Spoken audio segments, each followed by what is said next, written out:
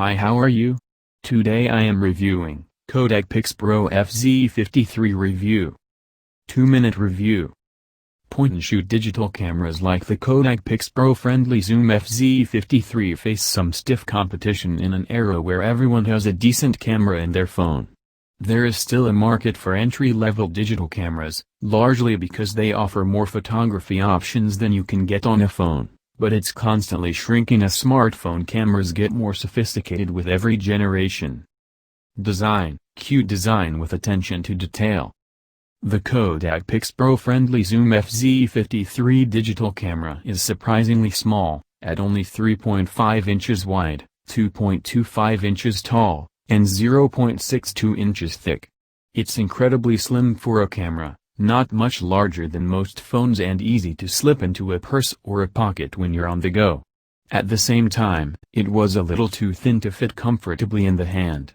The front face is a deep red, black or blue color options are also available, with a silver metal ring around the lens and a black rubber grip.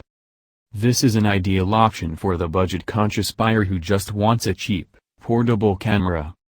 The backside has a 2.7-inch LCD screen surrounded by several function buttons and a directional pad to navigate additional functions like macro and timer. We found the controls easy to reach and the layout intuitive. While both the battery and the SD card are behind the same battery door, you can open the door without turning off the camera, though if you switch out the SD card the camera turns itself off.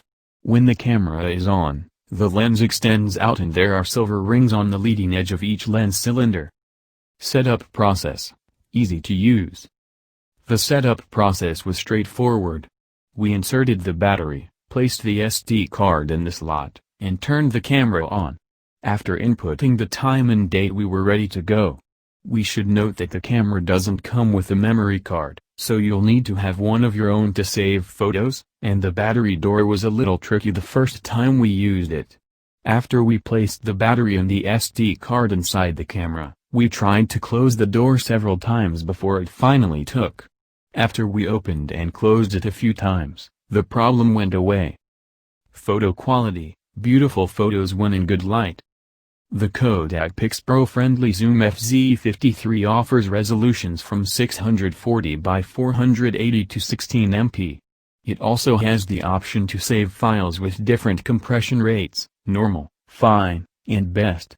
Normal produces the smallest files, but it also degrades the photo the most.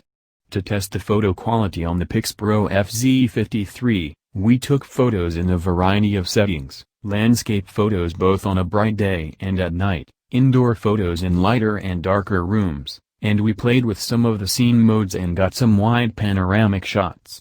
In great light, the photos are sharp and beautiful. We also tested sunset shots with the sunset mode and on auto. Both shots looked good and provided different depths of field. Sunset mode focused automatically on the sun in the background while auto focused on the buildings in the foreground. Photo quality varied when we took shots indoors. Software: easy downloads from camera to computer. There are two different primary software functions for the Kodak PIXPRO friendly Zoom FZ53, shifting photos to your computer and the in-camera editing and special effects settings. Importing photos into Apple's iPhoto was really easy with the PIXPRO FZ53, we just connected the USB and turned on the camera. The software immediately connected to the camera and we downloaded the photos. The camera can also connect directly to a printer by USB, with a not included USB micro to USB-B cable. Price: a great camera for the budget-conscious buyer. Kodak's MSRP for the PIXPRO friendly Zoom FZ53 is $90, in line with other entry-level, point-and-shoot digital cameras. While the video quality isn't very good, the camera makes up for it with quality photos in a low-cost package. Competition: no distinguishable features. Nikon Coolpix A10. The Nikon Coolpix A10 is an entry-level, point-and-shoot camera just like the Kodak PIXPRO friendly Zoom FZ53. The Coolpix A10 has a list price of $75, which puts it in line with the PIXPRO FZ53. The Coolpix suffers from a long delay between taking photos, which is a big problem. It's also larger than the PIXPRO FZ53, so it's harder to tuck in a pocket. Design. The PIXPRO FZ53 is very small, measuring just 2.2 by 3.6 by 0.9 inches, HWD, and weighing a mere 3.7 ounces. As you'd expect, its body is plastic, but it doesn't feel cheaply made. JK Imaging, which manufactures cameras under the Kodak banner, offers it in black, blue, and red. The menu button launches a on-screen overlay that controls the metering pattern, image resolution, drive mode, and focus area. No matter what mode you're in or what you do, the FZ53 always defaults to center area autofocus when it turns on. If you want to enable a wider autofocus zone, you'll need to do so every time you power on the camera. It's annoying, as most casual snappers will want the FZ53 to automatically select a focus point. Performance and image quality. The FZ53 takes a long time to start, focus, and fire, about 4.8 seconds. Its autofocus system is also slow, requiring about 0.4 seconds to lock onto our static test target. You can enable a 2.6 fps continuous shooting mode, but doing so cuts image resolution to just 4 MP. If you want to shoot a series of images at the full 16 MP size, expect to wait about 3.3 seconds between each shot. When zoomed all the way in, image quality takes a big hit. The average score drops to 1,213 lines, which nets blurry results even when you get a steady shot. Conclusions. The Kodak PIXPRO FZ53 is inexpensive and it has a zoom lens.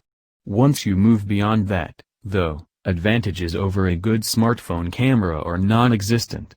If you want to find a cheap point-and-shoot that's worth your money, you'll have to redefine that definition. The Canon PowerShot F170 is, and its follow-up the 190 is, both sell for about $150.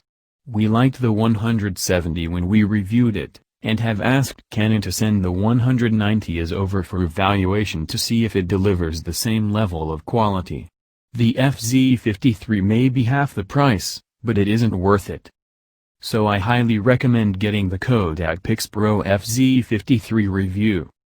Thank you for watching. Please subscribe my RS product review channel. Thank you.